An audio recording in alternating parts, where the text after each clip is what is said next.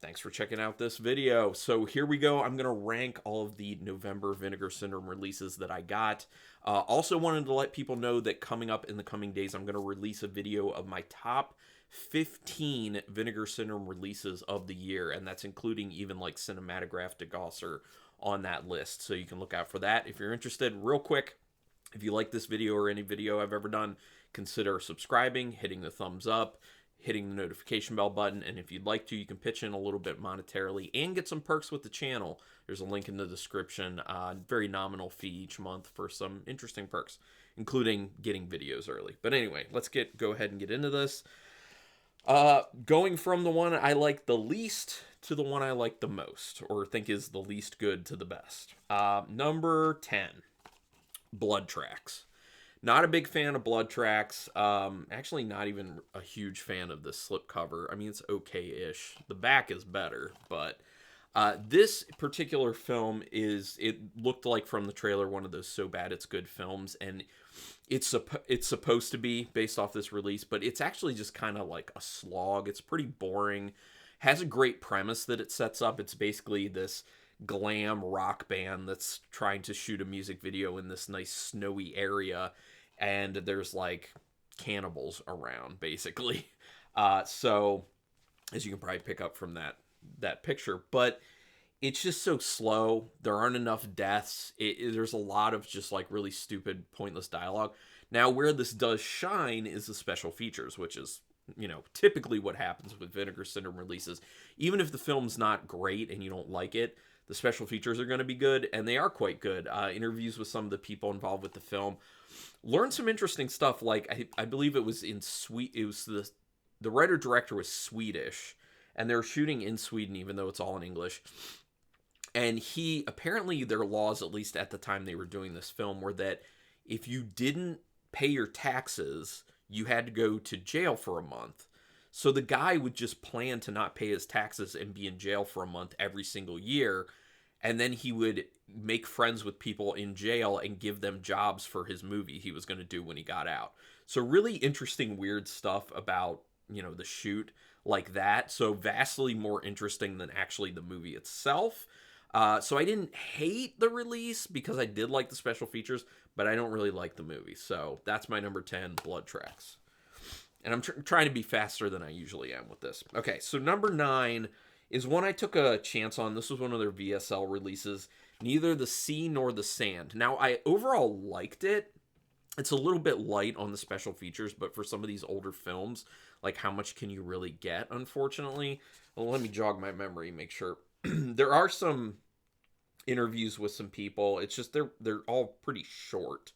You do get some pretty interesting information about this film. And what was this about? This is about a woman who goes to this kind of, it was in New Jersey that they did it, and she goes to the beach and she ends up meeting this guy. They end up having this torrid love affair, and then he dies. And she's grief-stricken, but he ends up coming back. And it's about what happens after that. The film ultimately is like about grief and processing grief and living with it and everything. And for that reason, I really like it. It is a bit of a slog at times, though, but it looks really good. Like, very pleasing environment where it was shot, very well shot, very well acted, and I love the premise, and I love where they go with the film, but it's just very slow to get there, and it just seems like they're kind of wasting time a lot. But ultimately, I did enjoy it enough, and like I said, the special features are decent. I misspoke. It's not light on special features. It has a decent amount. It's just they're short interviews, and it's interesting to hear from those people. But overall, pretty solid release. If that sounds like something you're interested in, it's an interesting take on like a zombieism thing. But yeah, Neither the Sea Nor the Sand is my number 9, and hopefully I don't forget what numbers I'm on. So number 8. I haven't drawn on this, yes, because I have zero artistic skill. It's Side Roads. This was the April Fool's purchase, donation purchase this year, and all that money went to putting Side Roads together. Now, this film is one of those kind of like so bad it's good films. I didn't hate it, but I did enjoy it. But again, the pacing's not great. It's overly long, in my opinion. But it's pretty fun from a so bad it's good standpoint. It has really bad acting that's really fun. It is constantly doing things where they're just like, oh, now this wild thing has happened. Now this wild thing is happening. But there's a lot of just kind of like chit chat in between those things. Unfortunately, it's overly long, like I said. But it's basically about a guy who just gets out of jail and he's trying to put his life straight. He's trying to get a job in Vegas. And then someone tries to kill him, and then he ends up killing the guy who tried to kill him, and then he's getting mired in legal issues again, well, criminal issues again, and it's kind of about him trying to get out of that, and he gets involved with this guy's wife, and it's just, it's an interesting story, but it goes a bit too slow, but it is fun. So I did overall like Side Roads. Apparently this film was just given to Vinegar Syndrome by Bill Bordy, the guy who made it, because he literally was just like, I don't need money. I'm fine on money. Like, just take the film. So they did go down and interview him though, which was an interesting interview on here. But they also have extra stuff on here, like 2 of his other films. One of them's like an hour long, and the other one's almost 2 hours long. And those films, I didn't watch the entirety of them because they were kind of like very talky and kind of boring. The second one, there's one in French with no subtitles, which was his intention. So that one's kind of interesting. But the other one, I liked more, what I watched of it. But there's like a special feature of Joe Rubin and Oscar Becher just driving down to Florida. And it's actually not a very good special feature. I think they should have just left that off. But they do have a winding through Side Roads with Oscar Becher, and that's great. And then the interview is really good. So I like those things. But they also had a really terrible audio issue with their interview with Bill Bordy, which really sucks. Like, you can't hear Oscar at all. But you can hear Bill, so that's kind of like the most important thing. But that was also an issue. But Side Roads, my number 8. I'm remembering the number. Side Roads, number 8. So now coming in at number 7, this movie makes me want to watch We Kill for Love documentary about erotic thrillers. So that is Sliver. Now, I like the look of the release. Obviously, it looks good. I have an essay book with it. Always excited about their essay books. Great essays in this, too. So for people who don't know about Sliver, it's a 90s erotic thriller with Sharon Stone, Billy Baldwin, and Tom Berenger. And actually, Martin Landau shows up in this, too, which I was very excited about because I love his acting. And it's not a great story, and it plays out very slowly, but the ambiance of it and like the tech aspect of it and the acting performances, I liked it. So I could see where a lot of people would say they don't like this movie at all, but I actually liked it. But I admit it's not a great movie. But apparently there's a lot of like wild stuff that happened with it. Like, they wanted a volcano scene at the end of the film originally, so they had like a helicopter like fly down into a volcano and then fly out. And actually on its way out, it crashed into the side of the crater, and the people were trapped in it for like a few days before they were rescued. Like, pretty terrible stuff. And it just makes you think, like, why would you even try to get that shot? And they didn't even end up using it for the end of the film. It's terrible. But anyway, the story, I guess I should rewind to that. It's basically about a woman. Actually, the setup is very similar to the Roman Polanski's The Tenant, where you see someone fall from the balcony of their apartment in the Sliver building. That's what they call it. And she dies, and then a new woman who looks a lot like her moves into that space, and then she has these guys in the building vying for her attention, played by Tom Berenger and Billy Baldwin. And there's then this question of, like, who's the killer, because more people end up dying. And then she also, Sharon Stone's character also finds out that Baldwin's character is using all these TV screens, as you see all over here, to monitor everyone in the building. So what's the purpose to that? So it's a great premise, and like I said, I really like the way it feels and looks, and there's a lot of sex in it, though. Overly so, and they're not like great sex scenes. Apparently Stone and Baldwin weren't getting along on set anyway, so much so that Stone would actually like wipe her mouth off and like gargle with like mouthwash and stuff after she kissed him. Like, that's how bad their relationship was on set. But the film's okay. It's one of these interesting things too, where the director was like, it's based on a book, and the writer director was like, I can do a better job with the script than the book. I don't like the book. And that's been a theme with these releases this month, actually. So, but Sliver, overall, I liked it. But, number 7. Still good, but love the essays. Essays are always phenomenal. Good special features, give you some good insight into what was going on. But yeah, my number 7, Sliver. All right, now going down to number 6 is this is a VSA release. This is another Cat 3 film. This is one of their Girls with Guns releases, Women on the Run. This was a good film. Really enjoyed this one. Some really fun martial arts scenes in there. There is some essay that shows up in it, so kind of trigger warning for people. Pretty rough scenes. Also some, abuse stuff that goes on in other ways. So it's basically about 2 women from 2 different walks of life. One who's a police officer, one who used to be a martial arts kind of prodigy in a way, and then ends up turning to a life of turning tricks. And they're both being mistreated by men in different roles. And they end up having to come together to kind of escape their lives together. They're on the run, basically. And it's them, starting to rely on each other more in their relationship. And I really like the acting in it. I really like the martial arts aspects of it. I think it's a fun, interesting story. Not fun at certain times, though, like those really rough scenes. But it's good. I really did enjoy this one. There are some good special features on this one as well. Getting a lot more information, like a video essay by Sam Deegan, who does a wonderful job talking about Corey Yoon and Girls with Guns films, and it actually gave me a lot more films that I want to check out in that subgenre of Cat 3 films. But yeah, it's great. Very good release. I really enjoyed it if you're into this type of stuff. So that's why Women on the Run is my number 6. Now getting to the top 5. My number 5 is the Cinematograph release Who Killed Teddy Bear? This is a 60s film set in like the grimy areas of New York City, which I love that aesthetic. You already have me when I'm watching a film and you have that aesthetic to it. It feels pretty risky and gross for its time that it came out, even though it's very tame nowadays. But it's basically about a woman who starts getting these really perverse phone calls from someone, and it becomes about trying to figure out who that is, and that person actually is a killer as well.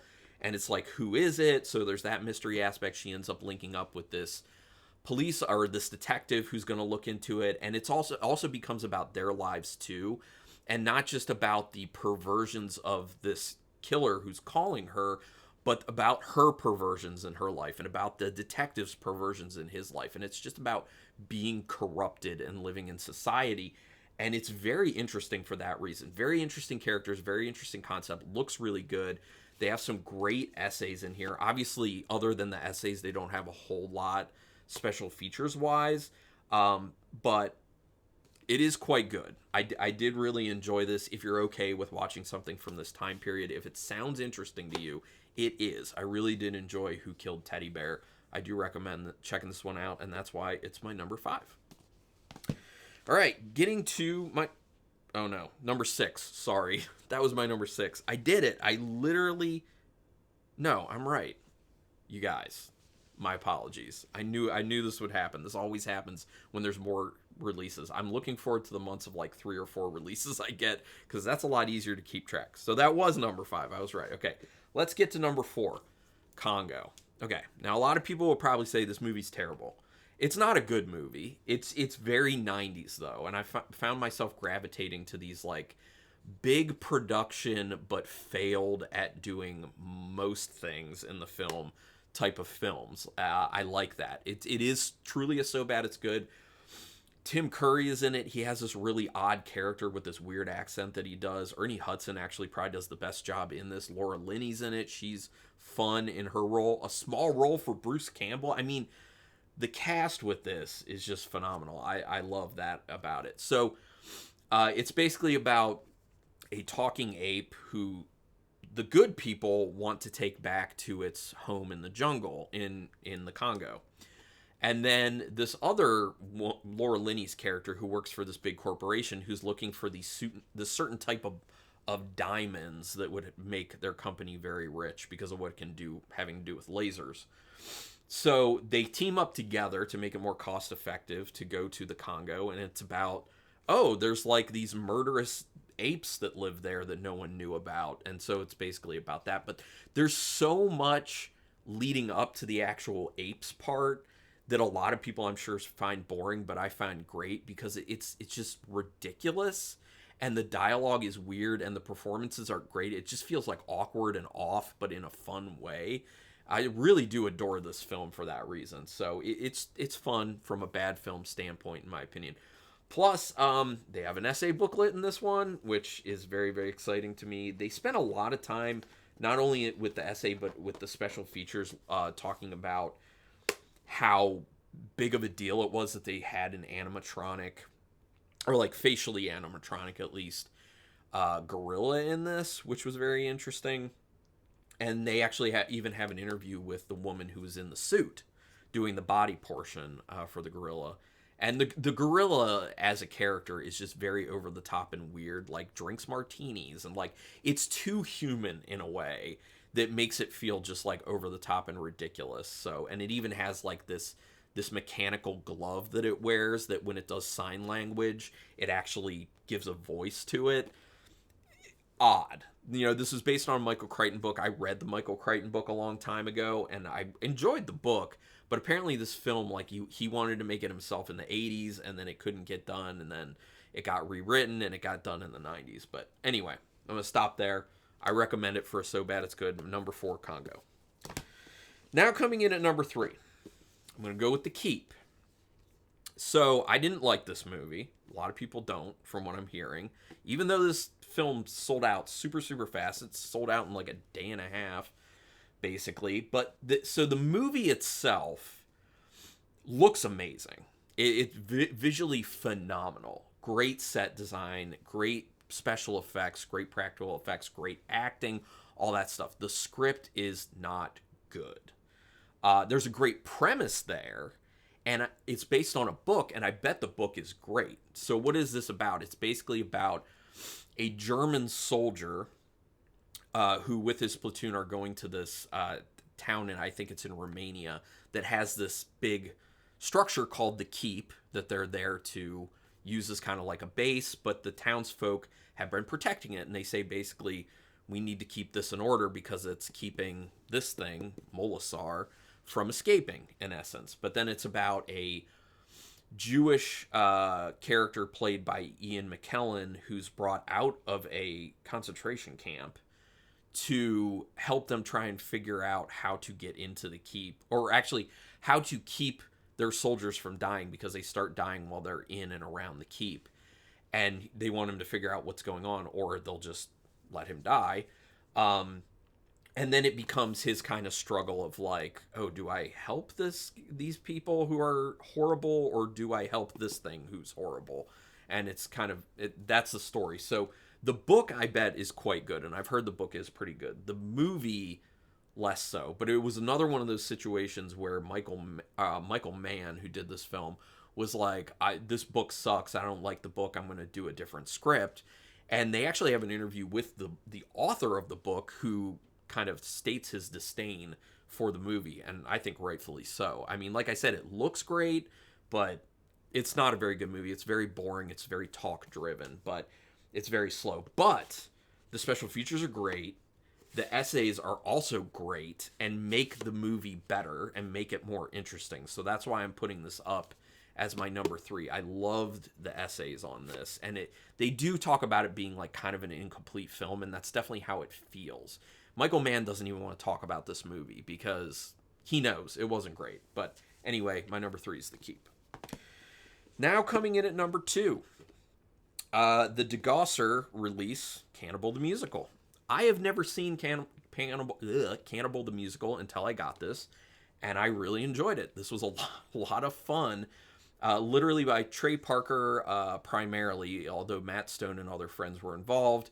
This was a Troma release. It's a musical about the story of Alfred Packer, who was the first known cannibal in Colorado, and it's his story done as a comedy musical, and it is ridiculously fun. If you like, like South Park humor, basketball humor, or Orgasmo humor, you're gonna like this. It's very fun. It's very funny. I laughed out loud a few times. Really enjoyed it.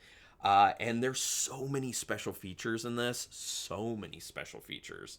It is ridiculous. And it because they also got all the Trauma special features from their releases. And I actually even like the Trauma special features even better. Part of the reason being they were able to get interviews with Trey Parker and Matt Stone, which Vinegar Syndrome obviously was not when you see the special features on here, but still, they had people involved and they got some really good interviews. So you got a lot of interesting backstory on how this film came to be, and it's very interesting. Very interesting. And then they even include, I wouldn't have thought it, but essays. Some essays on Cannibal the Musical. I think it's just one essay, one bigger essay, but it is a great release. A very, very good release. I'm very happy with this one. So Cannibal the Musical is my number 2.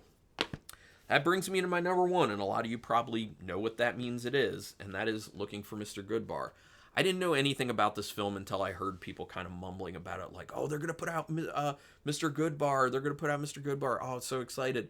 And I'm like, I'll give it a go. I'm interested. Richard Gere in this, Diane Keaton, who is phenomenal. LeVar Burton was also in it in a small role. I mean, this is such a good movie. Oh, Tom Berenger again. He was in Sliver, and then he's in this. Much smaller role in this, but important role. But this is a phenomenal film. I mean, it's a very good film that is very impactful as well.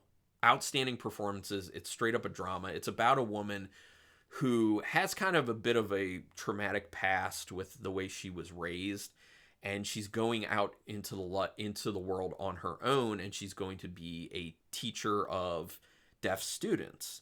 And it's kind of showing her kind of going through that aspect of her life. But at night, she's kind of alone. She kind of like is feeling empowered and wants to kind of live a bit of a wild life, kind of like her older sister does in this. And she goes out to bars and just looks for guys to have flings with. And it's about how she starts to go down this road and how things devolve in a sense. And I don't want to go any further than that, because if you have any interest in seeing this, definitely see it. It's a longer movie, but it does not feel long because it's so engaging. The performances are outstanding. The story is very compelling. This one also was based on a book, which the writer didn't love and actually said it was crap, and then decided to write their own script. But hey, can't argue with the results because the script was really good. A lot of great special features on this. The essays are key.